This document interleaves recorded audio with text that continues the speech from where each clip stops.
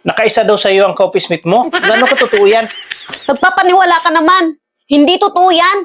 Kasinungalingan naman yan. Yan yung usap-usapan sa labas. Pati nga ako hindi maniniwala eh. Kaya kinausap ko yung ka-office mate mo. O anong sabi? Confirm. Nakaisa nga siya sa'yo. Kundatan ka. Napakasinungaling nila. Hindi totoo yan. Ako ang paniwalaan mo. Paano mo nasabing kasinungalingan at hindi totoo?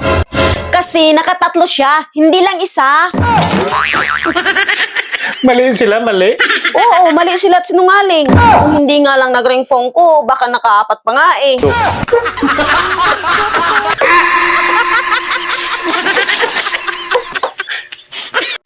Nakasimangot ka na naman. Hindi na kita maintindihan. Kaya ako ganito, kasi alam ko, hindi mo na ako mahal.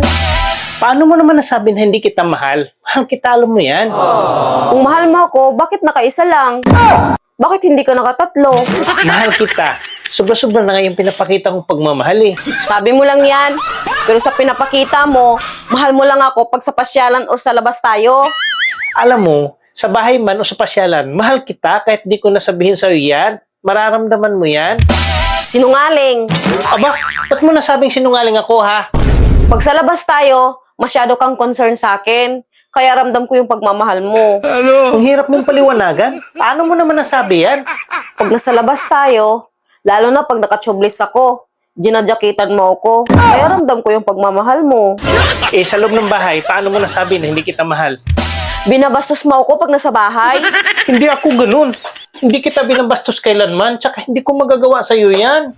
Kung hindi mo ako binabastos, bakit pag nasa labas tayo, ginadyakitan?